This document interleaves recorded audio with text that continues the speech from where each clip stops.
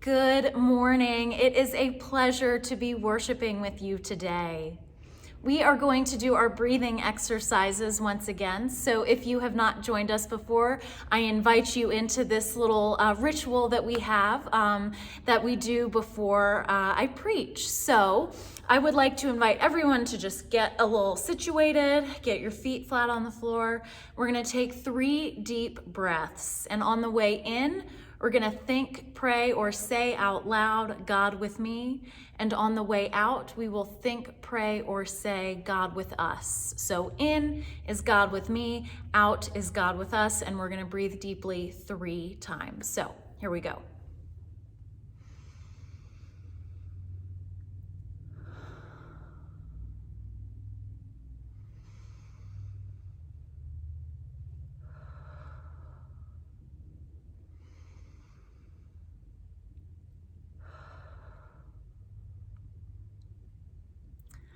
Thank you. I am always amazed at how settling and calming that is, especially as we get into some of the nitty-gritty stuff that the Bible presents to us today.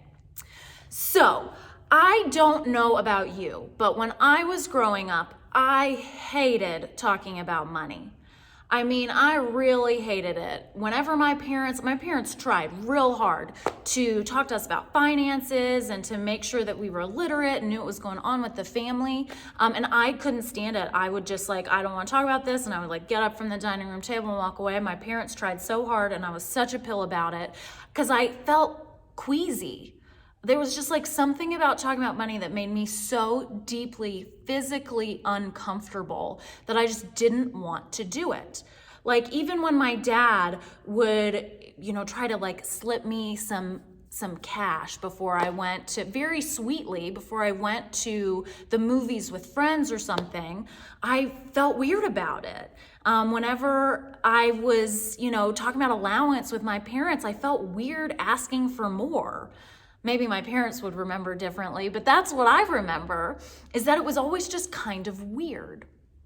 And now, as a grown-up, I still don't like talking about money. It makes me uncomfortable. I do it because I now see through my parents' wisdom that it is incredibly important and a fact of life and something that we must deal with and do so healthily. But there is this perception that we shouldn't talk about money with other people. We can talk about it with our families, with our spouses, maybe with our parents, but that we shouldn't talk about it with everyone else. And I don't know if it's this perception that makes us uncomfortable, or we were uncomfortable and so we decided not to talk about it. I don't know which thing came first, sort of the societal imposition or the discomfort. But the only place that I have experienced where this has all been transcended, where the discomfort of talking about money is no more, is at church. That's right, at church. So I grew up in an Episcopal church, and like anyone who's grown up in a biblical tradition, you know that Scripture contains a lot of talk about money. About finances, about debt, about tithing, about what we do with our resources. And I could go into, how many times Jesus mentions money in the Gospels, or how many times in the Old Testament we refer to, the tithe offered to widows. We could go into all of that. Some of it's relevant, some of it's not. But the point is that God is trying to teach us how to live our lives. And an important part of that, an important part of being a Christian, a follower of Christ, a believer in the love of God, is to figure out and to discern what we do with our resources, what we do with the money that we've made and earned, how we deal with it, how it goes back out into the world, what we do with it.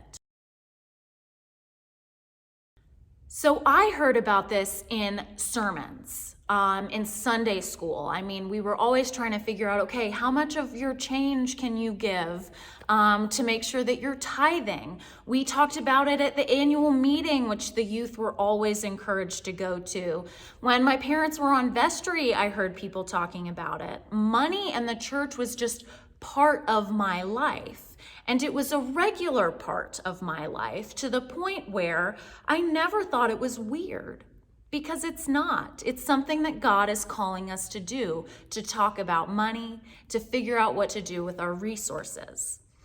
And you would think maybe that this would be a nightmare, right? That like a church, which is presumably full of a lot of really different kinds of people with different philosophies and ways of living and ways of understanding scripture, that like getting all of us together and trying to hash out what to do with a budget would be just a nightmare. But it's not. In fact, it's the opposite.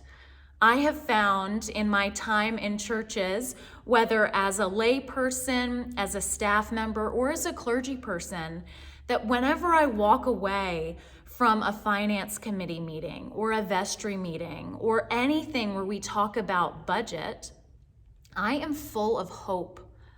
I feel this incredible peace of mind because I know that the church is trying everything she can to do right by God, to do right with the resources that we have been given. I have been privy to some really profound, holy conversations that people at St. Matt's have had about what we do with our budget, about what we do with gifts, about what we do with money that is given to the church. I have heard questions like, does this further our mission to know and share God's love? I have heard questions like, well, if we spend it here and we don't spend it there, how does that set up the people for the future? How does it set up the church so that the church can continue to disperse and spread the love and resources given to us? I've heard people ask, is this what Jesus tells us in the Gospels? Is this what God is calling us to do? And I tell you what, that is the group of people that I want deciding how to spend money. That is the group of people who I will gladly entrust with my dollars. That is the squirrel that I want in my yard. Yes, I did just talk about squirrels. You did not hear incorrectly, but stick with me, see if we can wrap up this super cool metaphor together. So I think we can all agree that squirrels are weirdly divisive. Yes? Yeah, they're weirdly divisive. I have never met an adult human, or adult dog for that matter, that didn't have an opinion on squirrels, right? You're probably thinking, yeah, I actually do have an opinion about squirrels. You know, some people hate squirrels. They can't stand them. They're little tree rats, right? That come and they mess up your garden and they dig up all your plants and they wreak havoc and they're annoying. They like scratch on your roof and like they're just a nightmare. Some people just cannot stand squirrels. Some people love squirrels. They think they are so stinking cute. You know, you've seen those videos on the internet where someone like finds an abandoned baby squirrel and they adopt them and they're like, this is my child now and I will take care of it forever. And they think this is just the most adorable thing in the world. And they're, you know, they're so cute with their little nuts and their little hands and their bushy tails. You know, some people love squirrels, can't get enough of them. Some people think that squirrels are just kind of a necessary nuisance. Like, well, yeah, they're there. You know, sometimes they make me mad. Sometimes they're cute. Sometimes they get in the way of the car. You know, squirrels are, it depends on the day what opinion I have on squirrels. So you kind of have people running the gamut, running this spectrum of opinions on squirrels.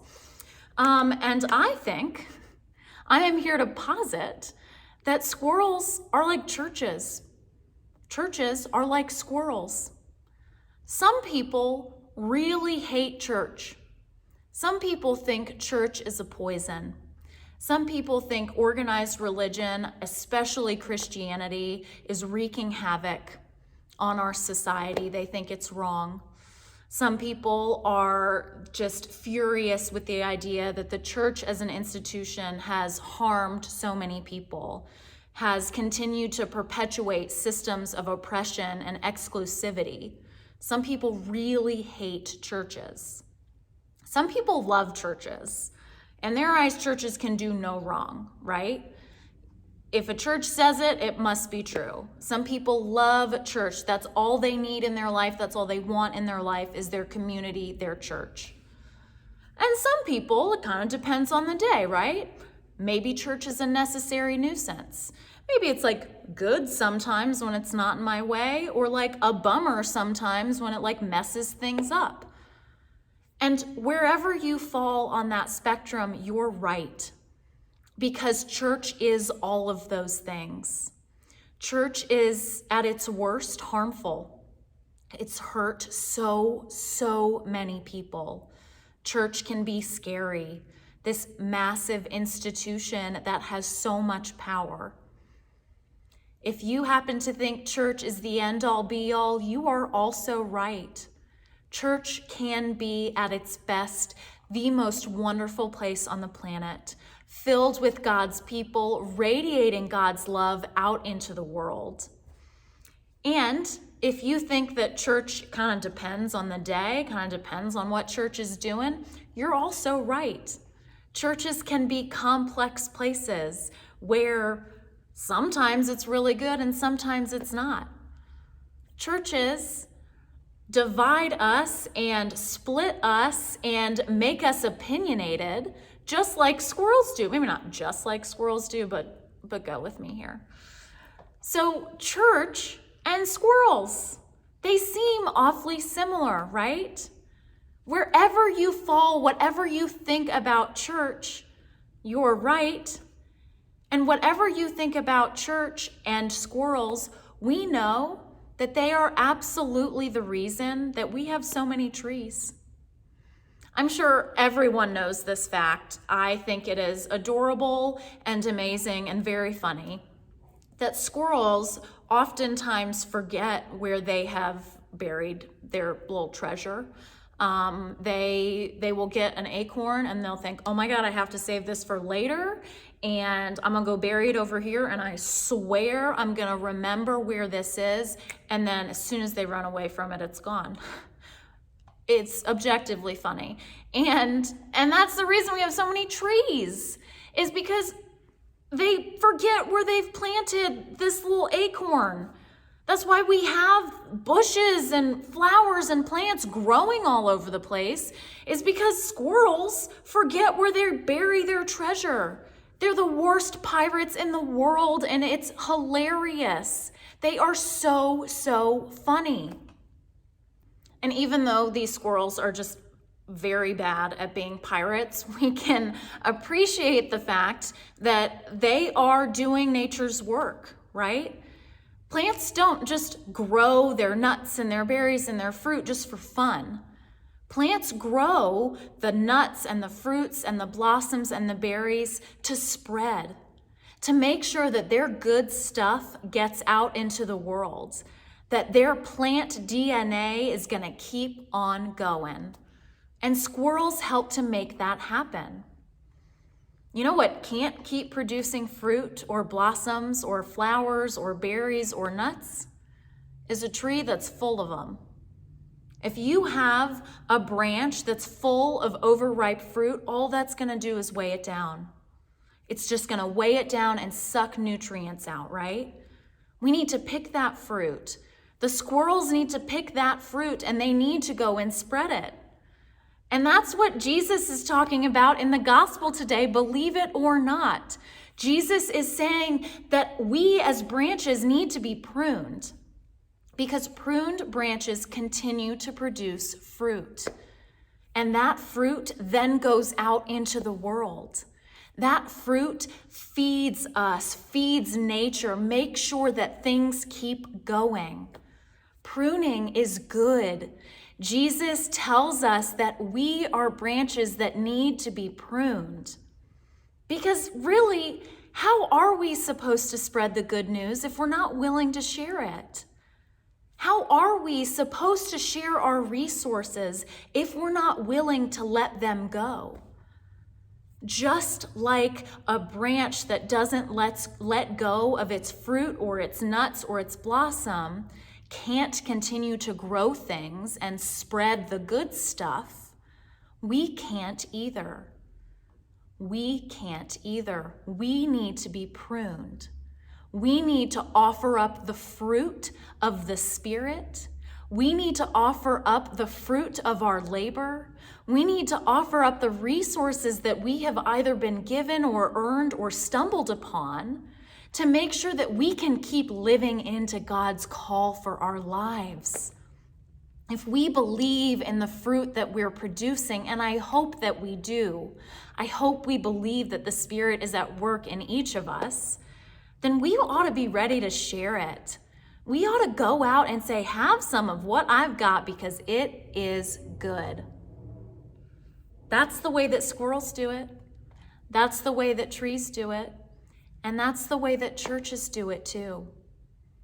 Churches are meant to go out and to say, here, let me take your resources. Let me offer up a repository, a basket for you to give us your gifts, and let me go spread the news. Let me go spread this to your neighbors. Let us go out into the world and tell people about all the good stuff that you've got. That's what churches are supposed to do. We are the arms and the legs and the feet and the ears and the toes of Christ out in the world, making sure that we share the good stuff. Share the good stuff that you have given, that you have to offer.